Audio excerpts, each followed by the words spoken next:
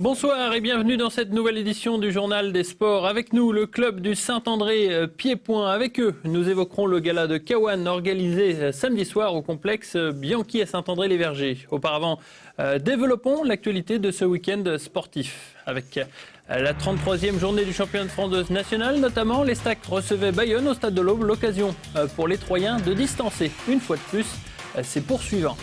Au rayon aventure, il y avait aussi la 7e édition du Trail de Montaigu. 2 courses différentes étaient proposées, 7 ou 31 km. Et puis enfin, pour terminer, du tennis avec les finales du tournoi de l'ASPTD 3, des Troyens qui avaient peut-être la chance cette année de réussir le doublé. Voilà pour le programme qui vous attend ce soir et on attaque tout de suite avec le match de la 33e journée du championnat de France national de football. Les Stacks accueillaient Bayonne, une formation de bas de tableau. Les Troyens avaient un superbe coup à jouer avec la défaite de Créteil et le match nul de Beauvais. Avec une victoire, les Aubois auraient fait un grand pas vers l'accession. On regarde. Surprise au coup d'envoi avec la titularisation de Ronny Rodelin à la pointe de l'attaque en compagnie de la Fourcade. Et cela semble marcher puisque les deux compères sèment la panique dans la défense bayonnaise en début de rencontre. Un Rodelin décidément très en jambes qui voit à la 37e minute sa frappe repoussée. Dans la minute qui suit, un 1-2 la Fourcade Faussurier, ce dernier se retrouvant face à face avec le portier adverse qui remporte finalement le duel. Les Troyens pêchent dans la finition, encore un exemple avant la mi-temps avec cette frappe de la Fourcade captée par Karadec. La finition, un problème récurrent depuis quelques matchs, les Aubois ont beaucoup de mal à trouver le chemin des filets. Bon, c'est comme ça, c'est le football, hein, c'est s'inquiéter. Ouais, peut-être, ouais, je sais pas si c'est le mot, mais les occasions sont là et la volonté de marquer, mais on ne fait pas toujours ce qu'on veut sur le terrain. La seconde mi-temps sera un peu moins productive et les joueurs du Pays Basque réussissent à trouver des espaces. Rémi Laurent, l'ancien Troyen, est à deux doigts de trouver l'ouverture. Les joueurs de Patrick Remy auront aussi, il faut le reconnaître, la malchance de tomber contre le magnifique gardien adverse, Karadec, arrêtant absolument tout ce qui se présente. À 10 minutes de la fin, Bétiol peut le constater aussi. Impossible samedi soir de forcer la citadelle basque. Et les Stacks enregistrent un nouveau match nul cette saison, le 13e. C'est une période qui arrive au mauvais moment, comme c'est ce qui arrive dans le football. Mais bon, on est tous des hommes, on sait qu'on va relever la tête, notamment le week-end prochain à Fréjus pour gagner. Créteil et Beauvais n'ayant pas gagné ce week-end, les Stacks s'en tirent encore à bon compte. La marge entre les poursuivants existe encore pour l'instant. Alors, on sait que Créteil et Beauvais ont connu des infortunes, mais on regarde les autres résultats, notamment Reims qui joue à domicile et recevait Plabennec. Défaite pour Reims à domicile. Autre surprise donc de cette journée avec cette défaite enregistrée à Delaune, 2-1 dans le même temps. Vous le savez, l'Évian a battu Amiens et donc Évian monte en Ligue 2 la saison prochaine. Évian est en tête donc avec 9 points d'avance sur Reims et sur 3. Derrière, ça se bouscule pour la 3e place, mais cela paraît un peu loin de les Stacks, même si Passy sur Eure aura probablement un match à rejouer puisque Cassis Carnoux a été forfait ce week-end. En championnat de France de CFA 2, les Stacks B a connu un sévère revers à Sarre-Union en Alsace, 5-1. Dans le même temps, le leader messin s'est imposé à Thionville 1-0. Et Belfort a été accroché par 9 maisons, un but partout. Au classement, cela donne Metz toujours largement en tête, 9 points d'avance sur Belfort. Les Stacks B donc piétinent en 3e position avec 67 points. Et puis toujours dans l'actualité football, sachez que le District Aube accueille le sélectionneur des espoirs Éric Mombers pour une conférence vendredi prochain. Elle est organisée au centre sportif de l'Aube à 18h45. Il y avait aussi une journée de championnat de France national A de motoball, la 4e. Le SUMA recevait Camaret au stade Gaston Arbouin. L'occasion pour les Diables Rouges de glaner leur première victoire dans cette compétition. Malheureusement, les Aubois encaissent le premier but dans le premier quart-temps par Icar. Les sumaïstes sauront heureusement réagir avec plusieurs actions devant le but sudiste. Mais voilà, il faudra encore patienter pour voir la première victoire des Rouges, car les hommes de Philippe Lenoir ne pourront faire mieux que match nul. Julien Lenoir obtenant le précieux point et permettant au SUMA d'obtenir un 2e match nul d'affilée à domicile. Voilà. Les autres résultats donc en images avec les tableaux préparés par Cécile Rich. Je vous l'ai dit il y a quelques instants, le match nul de Suma face à Camaret, 1 but partout. Dans le même temps, Neuville qui dispose de Vougeaucourt 8-4. Valréas de Monteux 5-3 et Carpentras qui étrille Saint-Georges 6-1. Au classement, toujours Neuville largement en tête, face à Carpentras 1 point, mais face à Valréas et le Suma, il y a quand même une petite différence. Autre événement d'importance ce week-end, la 7e édition du Trail de Montaigu du côté de Bouilly. Une course toujours très attendue par les spécialistes car très spectaculaire, notamment grâce à son aspect découverte. Ils étaient nombreux d'ailleurs dimanche à découvrir ou à redécouvrir ce trail.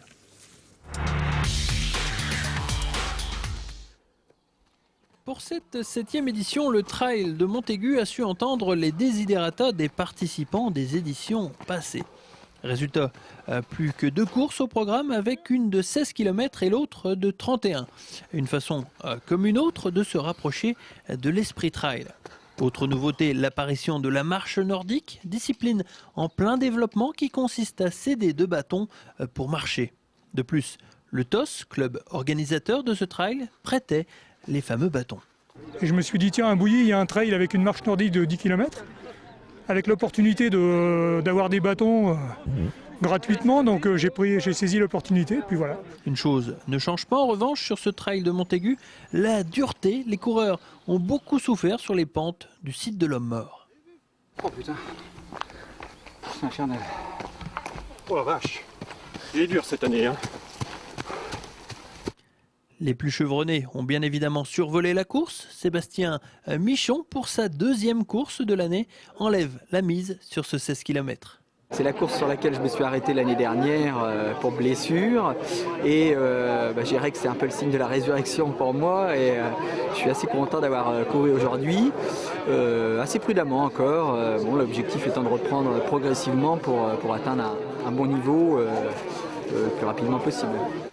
Chez les filles, petite surprise avec la victoire d'une non-licenciée, Géraldine Ferry. Je suis contente de ma course, c'est sûr, avec les premières. Mais là, je suis en récupération, donc je réalise pas trop en fait. Le trail reste donc une discipline vraiment hors norme. D'ailleurs, on n'hésite pas à dire qu'il existe un esprit trail, et cela se comprend parfois quand on voit de telles difficultés finalement surmontées par ces coureurs. Voilà, très très difficile. Du côté du 31 km, c'est Emmanuel Bienvenu, toujours du Tostri, qui s'impose. Allez, toujours les résultats préparés par Cécile Rich du handball, cette fois-ci avec le championnat de France national de féminine. Encore un revers pour l'équipe de Sainte-Mortrois qui termine mal ce championnat. Une défaite face à Bar-le-Duc, 26-17. Dans le même temps, Épinal gagne à Aubervilliers face à Aubervilliers 30-18. Et Montargis, logiquement à l'extérieur, 34-31. Au classement, toujours en tête Montargis, et c'est largement qui donc jouera en National 1 la saison prochaine. 5 points d'avance sur Épinal, Sainte-Mortrois et 6e du classement avec 39 points. Pas beaucoup de tennismen au rendez-vous de ce tournoi de l'ASPTT 3 dimanche. Les finales avaient quand même lieu sur le complexe Henri Terré avec une petite surprise. 3 au bois en finale chez les filles et les garçons. Et tous les 3 étaient du club organisateur. Un seul élément de Fontainebleau pouvait contrarier la fête.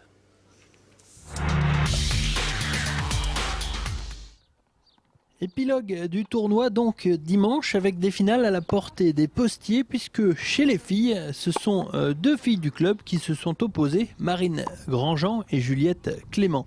De même valeur, les 2 auboises opposent leur vaillance, mais il faut bien avouer que le jeu défensif de Marine Grandjean perturbe considérablement Juliette Clément qui doit s'incliner 7-5 dans le premier set.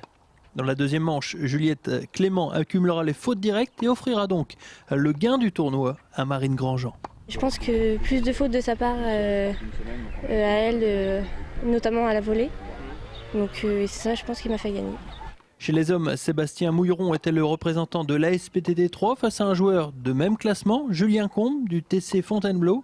La première manche est très accrochée et Sébastien Mouilleron doit s'accrocher pour l'emporter 6-4 alors que son adversaire n'avait pas démérité. Je rate un peu le coche, 4 partout, je fais un jeu de service très moyen où je donne pas mal de points. Je le break d'entrée, je lui redonne tout de suite le débreak. Donc c'est vrai que j'ai eu un peu d'occasion dans le premier, mais bon. La deuxième manche sera sans pitié pour le joueur de Seine-et-Marne. Émoussé, physiquement, il s'incline sèchement, 6-1. Il a un petit peu craqué physiquement, je lui ai quand même fait beaucoup couvrir le terrain et puis la chaleur aidant, il affaiblit. 2 victoires auboises donc dans ce tournoi, tout juste. Pourra-t-on noter le manque d'opposition qui aura fait cruellement défaut à cette compétition qui n'existera peut-être plus l'an prochain. Voilà, j'ai dit Cécile Rich tout à l'heure pour les résultats, mais c'est en fait Grégoire Vézier, pardon à lui. Tournons une page cyclisme à présent avec le transfert du coureur au bois Florian Morizot dans l'équipe professionnelle continentale Big Mat Aubert 93. À l'UVAube, depuis le début de la saison, le coureur de Saint-Phal n'a pas laissé passer l'occasion de retourner chez les pros malgré la déception affichée par le club au bois. Reportage. Depuis lundi dernier, Florian Morizot fait à nouveau partie du giron du cyclisme professionnel.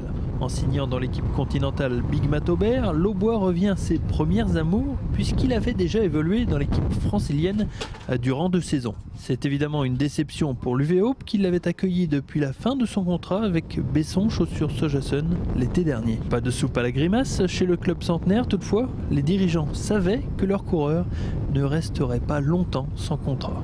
On s'en doutait un petit peu, on en parlait déjà depuis bien longtemps.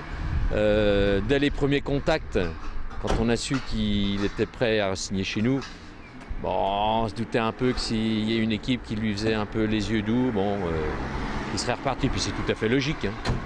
Faut leur laisser leur chance à ces jeunes. C'était bien sûr l'objectif pour Florian de redevenir coureur professionnel. Ce n'est donc pas finalement une surprise puisque les 2 parties étaient en contact depuis cet hiver. On ne peut pas être déçu de repasser pro. De toute manière, c'est sûr que Michel Huet il le comprend, c'est un club formateur. Après, c'est vrai que j'aurais préféré passer en début d'année, on va dire, pour qu'il n'y ait pas tout ce ramdam. Mais bon, ça s'est fait comme ça. Il y a un sponsor, Big Mat Aubert est arrivé tard Big Mat est arrivé tard dans la saison pour Stéphane Javalet et une place qui s'est libérée. Donc moi je pense qu'on me donne. Ça se refuse pas et on peut pas refuser un contrat. Un Stéphane Javalet qui a pu constater que dès les premiers jours de course, la motivation était intacte chez Morizot, très impatient de retrouver les grosses courses ainsi que son ancien club.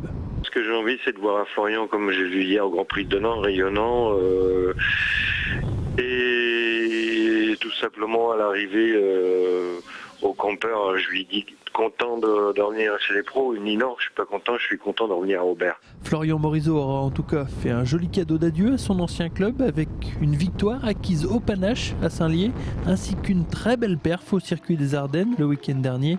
Une façon comme une autre de partir en beauté.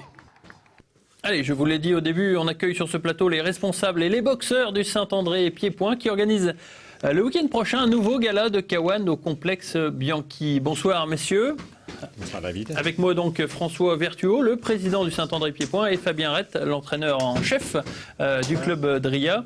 Je me tourne déjà vers vous François parce que vous êtes un petit peu la cheville ouvrière de ce gala qui existe depuis pas mal d'années déjà un petit peu. C'est la 12e année. 12e année de cette nuit des titans. Et cette année, pour la première fois, vous avez décidé d'intégrer le Kawan, ce qui est un petit peu la discipline à la mode en ce moment. Oui, tout à fait. On a voulu changer surtout un petit peu la formule. Et du fait que la fédération a regroupé plusieurs disciplines, ce qui nous permet maintenant de faire du multibox. D'accord. Alors qu'est-ce qu'on va retrouver au programme de ce gala de Kawan ? Pas seulement du Kawan, j'espère. Alors on va retrouver donc du full contact en première partie. Oui. Et en deuxième partie, on n'aura que du Kawan. D'accord. C'est-à-dire qu'il y aura 6 combats de Kawan, 2 combats professionnels, 3 combats classe B et 1 combat junior en Kawan. Alors est-ce que les Aubois vont s'essayer au Kawan au Saint-André-Pied-Point ? Honnêtement, pour cette année, non. Nous allons rester dans notre discipline où on sait boxer. D'accord. Donc, on risque de les voir dans des catégories comme d'habitude, en foule. Oui, voilà. On va les voir dans ce qu'ils savent faire, c'est-à-dire en foule. Est-ce que vous avez été tenté de faire comme l'American Top Team Boxing il y a quelques temps, je crois il y a un mois, en proposant de la boxe taille ou autre Non. On n'a pas... j'ai pas voulu tout mélanger. L'année prochaine, on verra. On fera peut-être de la boxe taille et pas de foule. mais j'ai pas voulu mélanger. D'accord. Parce qu'après, au point de vue arbitrage, c'est toujours... c'est compliqué d'avoir une voilà. variété. Qu'est-ce qu'on va retrouver chez nos combattants en bois on va retrouver ceux un petit peu d'habitude, comme un gant ou Kamitsis, j'imagine. Voilà, on va retrouver on va trouver Guillaume Ingan, on va trouver... ceux qu'on a derrière nous, là. Voilà, tous ceux qu'on a derrière nous. Hein. Et puis, Jonathan, sans l'oublier, qui lui sera en classe B, bien sûr. D'accord. Hein. Bon, il a été blessé au dernier K1. Lors du gala de la TTB. Voilà. Donc, il a eu le tympan explosé. Ouais.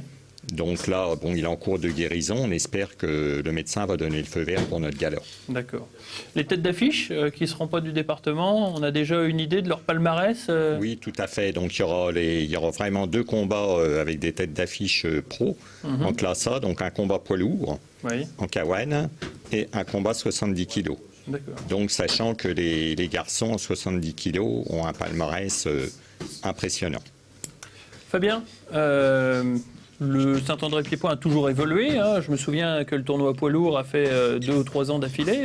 C'était un petit peu novateur. Vous aviez apporté un petit peu cette nouveauté dans le département. Cette année, le K1, c'est un petit peu un défi, quoi. Ouais, c'est un défi, surtout que le tournoi poids lourd, on en avait fait 5 tournois. Tous les vainqueurs du tournoi poids lourd, ce sont des boxeurs renommés. Côté est reconnu dans le milieu de la boxe pied-point. Ouais, on se souvient de Womba notamment, qui avait un palmarès impressionnant. Broche, Galonnier, qui est le champion du monde professionnel de kickboxing. Alban Galonnier. Que des très très bons combattants. Et puis avec François, on s'est rendu compte que fallait changer, il fallait innover. Et donc le K1 s'avère une bonne formule, je pense. D'accord. Qu'est-ce que vous pensez de la saison de vos boxeurs cette année ? C'est en demi-teinte. On a eu des meilleures saisons. Maintenant, on a toute une équipe de jeunes, une équipe en reconstruction. On a perdu 2-3 ans une grosse écurie, on peut le dire, avec beaucoup de gens trentenaires. Et là, on va présenter au gala beaucoup de jeunes de moins de 20 ans. C'est vrai qu'en perdant le chef de file de la boxe Driat, Kamel Djebali, on perd des gros. Voilà. Donc il fallait retrouver quelqu'un pour le remplacer. Et puis avec un chef de file qui tire les boxeurs vers le haut. Quoi. Ouais. Et pour l'instant, il n'a toujours pas été remplacé. Jonathan est en bonne voie. Maintenant, remplacer Kamel Djebali, c'est pas forcément simple. Il faut qu'il mûrisse et qu'il apprenne. Il faut qu'il mûrisse et puis il faut qu'il ait beaucoup plus de disponibilité. Il est éducateur spécialisé et c'est pas toujours facile de trouver du temps de s'entraîner. Fabien, il y a une autre rumeur qui court aussi, c'est celui de l'arrêt de votre carrière d'entraîneur. Est-ce que c'est qu'une rumeur ou... Non, c'est pas une rumeur. Je pensais que je voulais pas trop en parler aujourd'hui, mais c'est ma dernière saison. Ouais. J'arrête définitivement au mois de juin. Ça fait combien de temps que vous entraînez ? 27 saisons au club. Et 27 ans et vous arrêtez d'un coup comme ça Non, ça fait un petit moment que j'en parle avec l'encadrement, avec les boxeurs. J'ai fait le tour. Ouais. C'est une décision mûrement réfléchie. Oui, c'est une décision mûrement réfléchie qui n'est pas liée du tout aux gens du club. Simplement qu'au bout de 27 ans, on se fatigue. Et puis, voilà, la vie professionnelle aussi. Professionnelle, familiale surtout également. D'accord. Voilà. J'aimerais appeler sur ce plateau Florent Houdet pour connaître un petit peu ses intentions, parce que je sais que professionnellement il est pas mal booké, comme on dit aussi, et je voudrais savoir si Florent a l'ambition de reprendre un petit peu le cheval de bataille de Fabien. Bonsoir Florent déjà. Bonsoir David. Fabien s'en va. Fabien s'en va. C'est officiel. Oui. C'est officiel pour un an déjà. On verra après. Il peut peut-être changer d'avis d'ici là. Mais on dit qu'il prend une année sabbatique déjà. Voilà, c'est acté. Est-ce que vous pouvez reprendre Je peux pas reprendre la totalité des cours, c'est impossible. Par contre, je vais continuer de m'engager pour le club, notamment avec le cours du vendredi, et reprendre par contre la formation et l'entraînement des compétiteurs en lien avec Kamel Djebali et puis les autres entraîneurs du club. D'accord. Je reste déjà pour le vendredi. Après, si je peux faire plus, je ferai plus, mais je préfère prendre des engagements que je suis en capacité de tenir sur une année complète. D'accord. Mais je laisse pas tomber Saint-André-Pied-Point, ça m'a beaucoup apporté. Et vous êtes jeune encore ? Je suis encore jeune, je suis pas plus jeune que 27 ans bien. de licence Non. encore. Pas 27 ans, mais pas loin de 20 bientôt quand même. Ouais. Pas loin de 20 bientôt quand même. Et puis je sais que Fabien passera toujours de temps en temps à la salle, même s'il va prendre de la Ouais, distance. puis on avait par rapport parlé à d'une possible prise de présidence à la retraite de François. Non, mais il a besoin de temps pour lui, c'est tout à fait compréhensible. Mais par contre, Saint-André de Pied-Point va continuer. Les boxeurs sont là, on aura une équipe de compétition et on va les préparer également sur des combats de kickboxing. D'accord. J'aime bien descendre dans les segments, dans les lignes basses, donc on va aussi travailler. On a 2-3 volontaires pour essayer l'année prochaine en compétition. D'accord. François, j'imagine que vous étiez un petit peu au courant.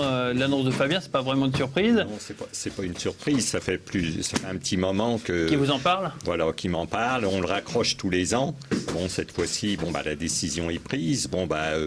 On a déjà parlé un petit peu de la restructuration, mais on va la définir en fin de saison. Il va falloir l'accélérer parce que ça vient vite. Oui, mais pour l'instant, le club fonctionne bien, donc on ne va pas le déstabiliser. Et les gens qui sont en place et qui secondent Fabien sont capables de prendre largement la relève. Donc, Le gala de Caouenne, pour revenir au Caouenne, parce que c'est ce qui nous intéresse prochainement, dès samedi.